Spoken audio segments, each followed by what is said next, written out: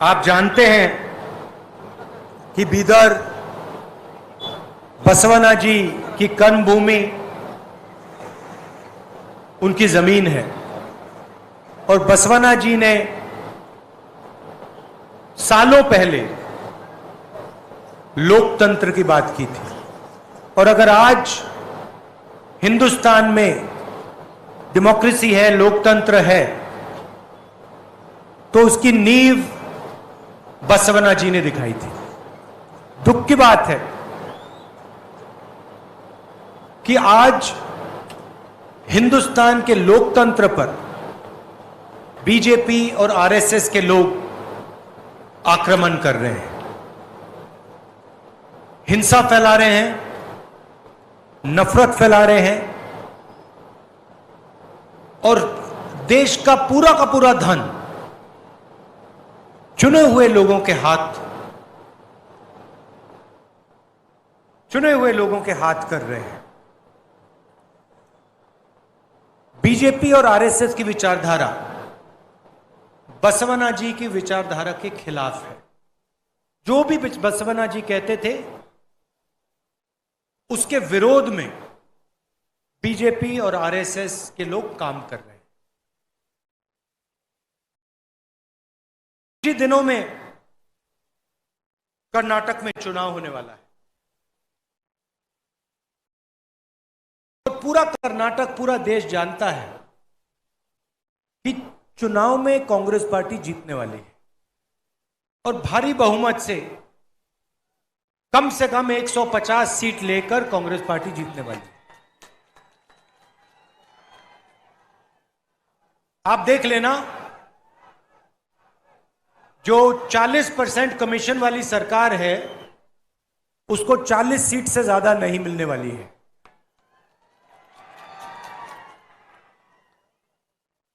हिमाचल के चुनाव हुए थे, छत्तीसगढ़, मध्य प्रदेश चुनाव हुए और कांग्रेस पार्टी के नेता मेरे पास आए। उन्होंने कहा कि राहुल जी, हमें क्या करना चाहिए, और मैंने उनको 2 सुझाव दिए।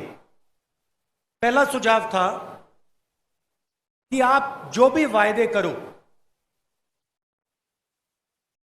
ज्यादा वायदे मत करो, 2-3 चीजें गारंटी करके स्टेट को दे दो, मतलब झूठे वायदे मत करो। और दूसरा सुझाव मैंने दिया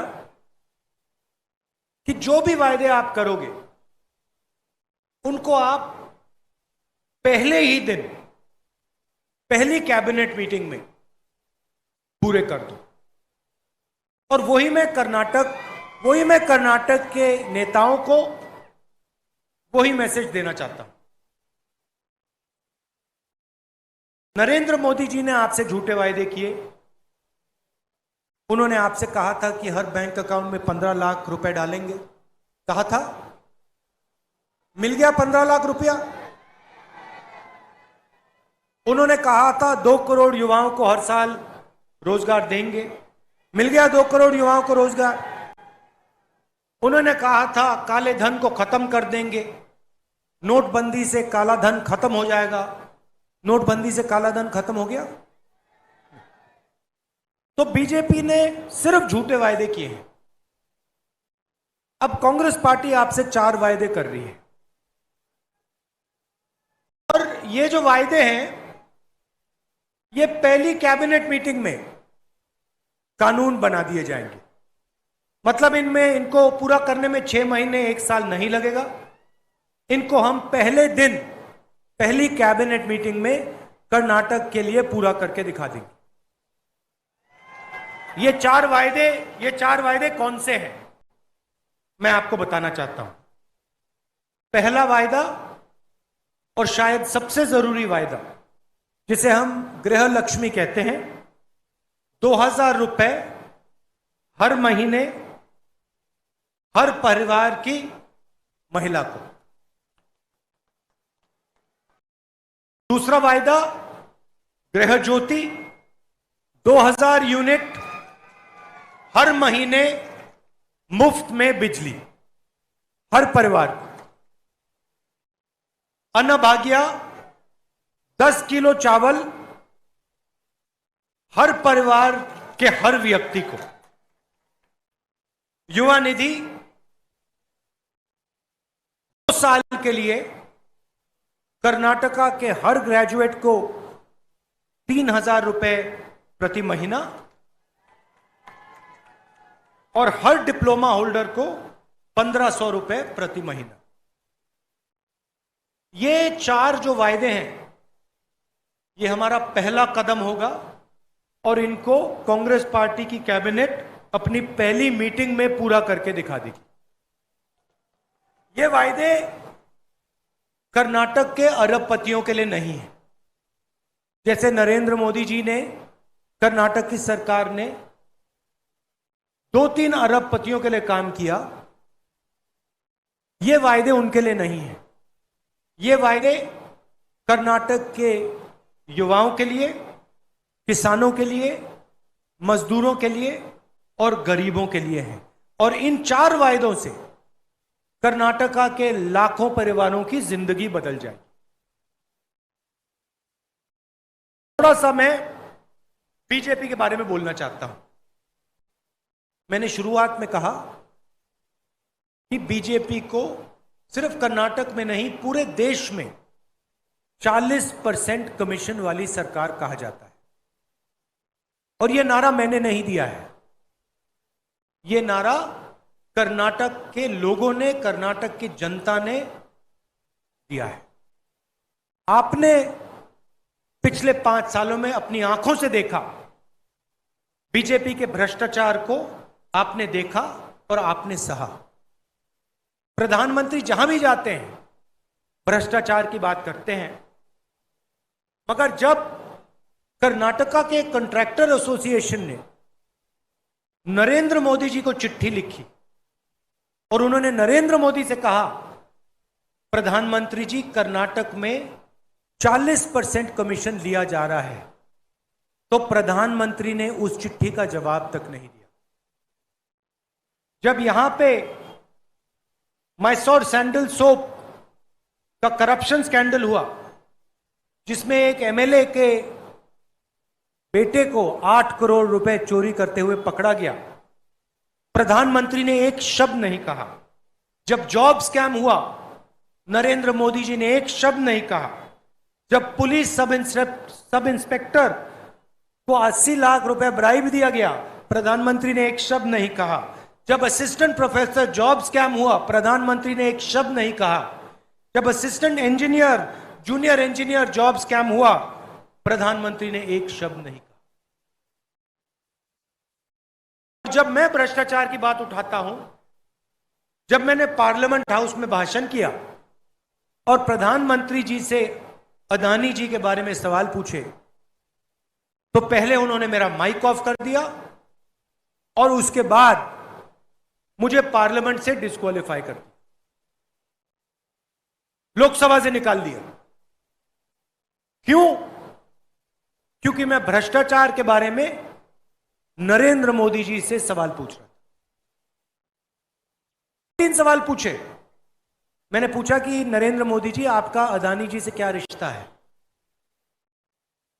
अदानी जी को हिंदुस्तान के पोर्ट्स, एयरपोर्ट्स, सारे के सारे बिजनेसेस पकड़ा दिए जा रहे हैं। ये कौन कर रहा है? क्यों कर रहा है? दूसरा सवाल, अडानी जी के जो शेल कंपनीज हैं, उसमें जो बेनामी पैसा है 20,000 करोड़ रुपए का, वो पैसा किसका है? यह सवाल मैंने नरेंद्र मोदी जी से पूछा और नरेंद्र मोदी जी ने पहले मेरा माइक ऑफ किया पार्लियामेंट हाउस में और फिर उसके बाद मुझे पार्लियामेंट से निकलवा दिया, डिस्क्वालीफाई कर दिया। मगर मैं रुकने वाला नहीं हूं। मैं प्रधानमंत्री और कर्नाटका, मैं नहीं डरता इन लोगों से। मैं प्रधानमंत्री और कर्नाटका की सरकार से भ्रष्टाचार के बारे में सवाल पूछता जाऊंगा और इनसे मैं लड़ता जाऊंगा। ये जो पैसा है, 40% पैसा है, ये किसका पैसा है? ये आपका पैसा है। इस पैसे को आपके शिक्षा के लिए, आपके अस्पतालों के लिए, आपके कॉलेजेस के लिए, आपकी यूनिवर्सिटी स्कूलों के लिए लगाना चाहिए। ये आपका पैसा आपसे छीनकर, चोरी करके ले रहे हैं। और इसका प्रयोग ये कैसे करते हैं? पिछली बार आपने बीजेपी की सरकार नहीं बनाई थी, पिछली बार आपने हमारी सरकार बनाई थी। और ये याद रखिए, भ्रष्टाचार, चोरी के पैसे से बीजेपी के लोगों ने आपकी सरकार चोरी की और फिर उसके बाद 5 साल के लिए 40% कमीशन खाया है और ये फिर से कोशिश करेंगे। इसीलिए बहुत जरूरी है कि कांग्रेस पार्टी को कम से कम 150 सीटें मिलनी चाहिए, नहीं तो फिर से ये चोरी करने की कोशिश करेंगे। ये जो आपका पैसा है, 40% जो कमीशन खाया है, उसका प्रयोग करके ये फिर से एमएलए को खरीदने की कोशिश करेंगे। तो बीजेपी को 40 सीटों से ज्यादा नहीं मिलनी चाहिए। बीजेपी को 40 सीट से ज्यादा नहीं मिलनी चाहिए और कांग्रेस पार्टी को 150 सीटें से कम नहीं मिलनी चाहिए। अच्छा, नरेंद्र मोदी जी ने एक और सवाल उठाया। उन्होंने कहा कि मैंने ओबीसी का अपमान किया है। सबसे पहले, मैं किसी का अपमान कभी नहीं करता हूं, मगर दूसरा सवाल और बड़ा सवाल, अगर नरेंद्र मोदी जी ओबीसी की बात करते हैं तो फिर सचमुच में हम ओबीसी की बात क्यों ना करें? और ओबीसी वर्ग के सामने 2-3 बड़े मुद्दे हैं, देश के मुद्दे हैं, उनके बारे में आपको थोड़ा सा बताना चाहता हूं। अगर हम चाहते हैं कि ओबीसी को ताकत दी जाए, राजनीतिक ताकत, आर्थिक ताकत, तो सबसे पहला कदम हमें यह मालूम होना चाहिए कि हिंदुस्तान में ओबीसी हैं कितना। अगर हम ओबीसी को ताकत देना चाहते हैं तो पहले यह समझना होगा कि देश में ओबीसी कितने हैं, दलित कितने हैं, आदिवासी कितने हैं। अगर हमें यही नहीं मालूम तो हम ओबीसी को शक्ति, ओबीसी को ताकत कैसे दे सकते हैं? जब हमारी सरकार थी, यूपीए की सरकार थी, 2011 में हमने सेंसस किया था और पहली बार हमने सेंसस में सवाल पूछा था कि भैया आप ओबीसी हो, आप दलित हो, आप आदिवासी हो, आपकी जात क्या है? और पूरा का पूरा डेटा हिंदुस्तान की सरकार के पास है, मगर नरेंद्र मोदी जी ने डेटा पब्लिक नहीं किया है, छुपाया हुआ है। दिल्ली की सरकार को मालूम है ओबीसी की कितनी आबादी है हिंदुस्तान में, अगर दिल्ली की सरकार किसी को बता नहीं रहे। तो मोदी जी, अगर आप सचमुच में ओबीसी को ताकत देना चाहते हो, आर्थिक ताकत देना चाहते हो, राजनीतिक ताकत देना चाहते हो, तो सेंसस में जो डेटा है उसको पहले आप पब्लिक कीजिए कि देश को पता लगे कि इस देश में ओबीसी वर्ग कितना है, दलित वर्ग कितना है, आदिवासी वर्ग कितना है। अगर आप नहीं करोगे तो कांग्रेस पार्टी यह काम करके दिखा देगी, क्योंकि हम झूठे वायदे नहीं करते हैं। हम सचमुच में ओबीसी वर्ग, दलित, आदिवासी वर्ग को ताकत देना चाहते हैं। हम चाहते हैं कि हिंदुस्तान के लोग, गरीब लोग, कमजोर लोग भी इस देश को चलाने में उनकी हिस्सेदारी हो। तो पहला कदम यह है, नरेंद्र मोदी जी, ओबीसी सेंसस जो है उसका डेटा आप पब्लिक कर दीजिए, देश को बता दीजिए इस देश में ओबीसी हैं कितने। दूसरा कदम, ये जो रिजर्वेशन पे 50% का कैप लगा रखा है, कि देश में 50% से ज्यादा रिजर्वेशन नहीं मिल सकता, इसको आप हटाइए।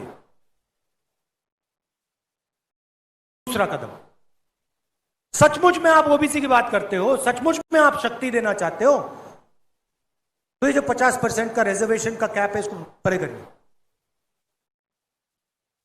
तीसरी बात, जो दलित हैं, आदिवासी हैं, उनकी जितनी आबादी है उतना रिजर्वेशन उनको दीजिए। मैं जानता हूं कि ये नरेंद्र मोदी ये काम कभी नहीं करेंगे, क्योंकि नरेंद्र मोदी जी ओबीसी से वोट ले लेते हैं, मगर ओबीसी को शक्ति, ताकत कभी नहीं देते। हमने मनरेगा दिया, हमने भोजन का अधिकार दिया, हमने गरीबों के लिए काम किया है। और गरीबों के लिए अगला बड़ा कदम, ओबीसी वर्ग जो है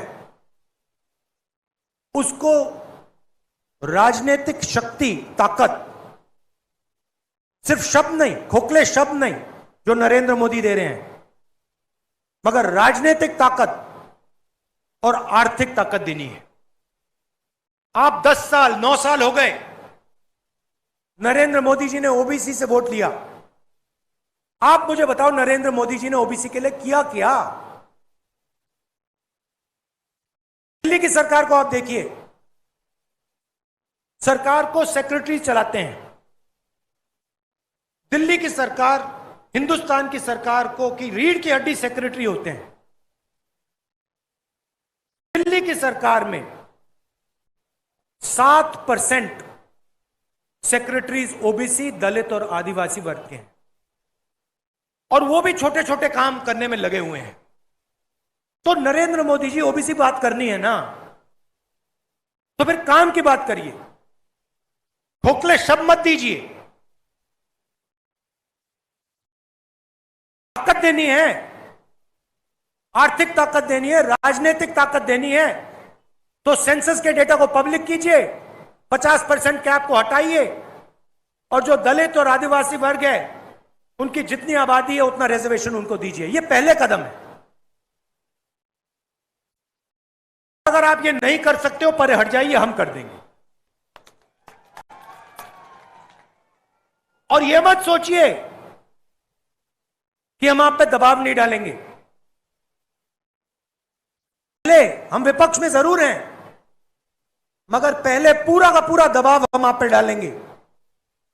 ओबीसी सेंसस को रिलीज कराएंगे, 50% के कैप को हटवाएंगे, और दलित और आदिवासियों को जितनी उनकी आबादी है उतना रिजर्वेशन दिलवाएंगे।